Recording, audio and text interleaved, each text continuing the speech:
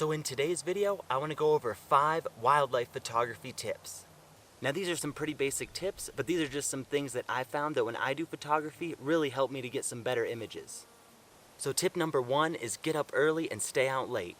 Now animals are mostly active in the early morning or right before sunset, so you have a better chance of viewing the animals, and also that's when the better light is, just in the golden hour times. So again, right after sunset and right before sunrise.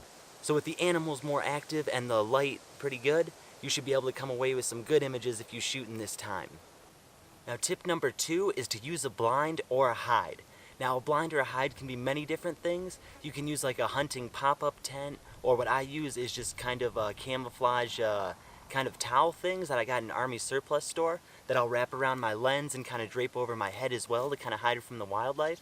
Because when a person is present, the wildlife don't act natural, and your presence will kind of bother them. So you kind of want to disguise yourself and camouflage yourself into the landscape so you can get some of their natural behavior. And another thing that works really good as a blind would be a car. A lot of the national parks, the animals are used to the cars driving through on the roads, so when the car drives by it doesn't bother them at all. So you can just stick your lens out the window and take images of the animals just right from your car. And it's also pretty comfortable that way as well, and pretty convenient. But yeah, just really disguising yourself from the animals so you can try and get more images with their natural behavior. And now tip number 3 is patience. Now patience is a necessity when it comes to wildlife photography. Wildlife photography isn't as exciting as it seems. You'll spend countless hours just waiting for wildlife to pass by or waiting for a chance to view wildlife. I've been out so many times and spent so many hours just sitting, waiting for wildlife, even at places where I've seen them the day before or know where certain wildlife frequent. And still, more often than not, I've come away without even getting an image, or getting an image that was pretty terrible and having to scrap the whole thing. You just have to be patient and keep trying. Like this morning, I was in Lamar Valley here in Yellowstone, and I saw a whole bunch of cars parked, and I asked them what was going on. And there was a carcass on the side of the road. And earlier, about 15 minutes before I got there, they said there were 4 wolves around the carcass. So I decided to wait on the carcass to see if I could see the wolves again, and I waited there for about an hour, hour and a half with nothing.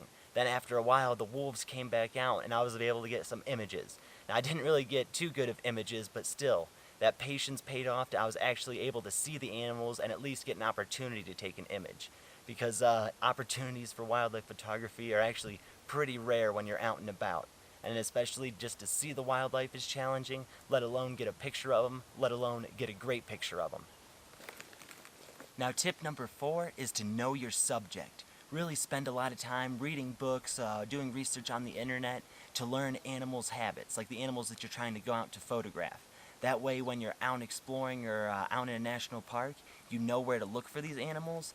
And also when you go to a national park, ask the rangers where animals have frequently been seen. That way your chances of seeing and photographing that animal is a lot higher. And also a good skill to have is knowing to track animals as well.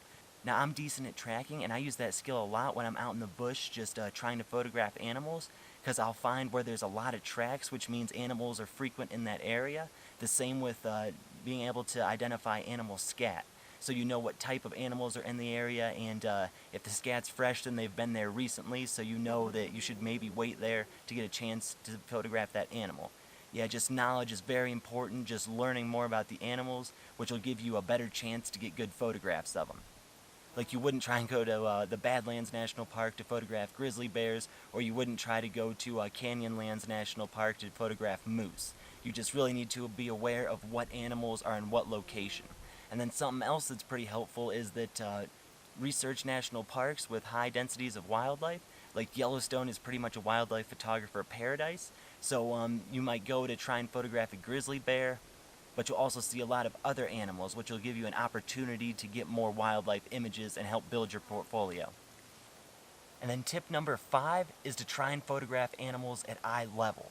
Now when you shoot aiming down or shoot aiming up, it turns out to be not quite a pleasing image, because at eye level, when you're on the same kind of plane as the animal, it just turns out to be a better image because you're kind of seeing the world through their eyes in a way. So like this image of a mulga snake that I took in Western Australia, I was actually laying down on the ground on my stomach taking the images just so I could get at eye level with them.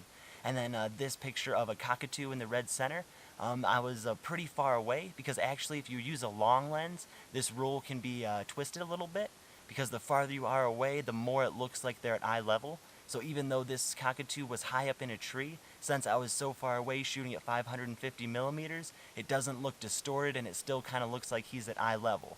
So just really take the time to move around and either stand up, lay down, get to the left, get to the right, just to kind of frame up your composition better so you can come away with a better pleasing image, and just try different things as well just to see what other things work. So that's all for this video. Just some 5 quick tips of things that I find help me take better wildlife photographs. So I hope you learned something in the video. But yeah, really just getting out there with your camera, getting to places where there is wildlife, and just practicing is the biggest thing that you could actually do to become better at wildlife photography. So thank you very much for watching. Hope you enjoyed the video, and I'll see you later.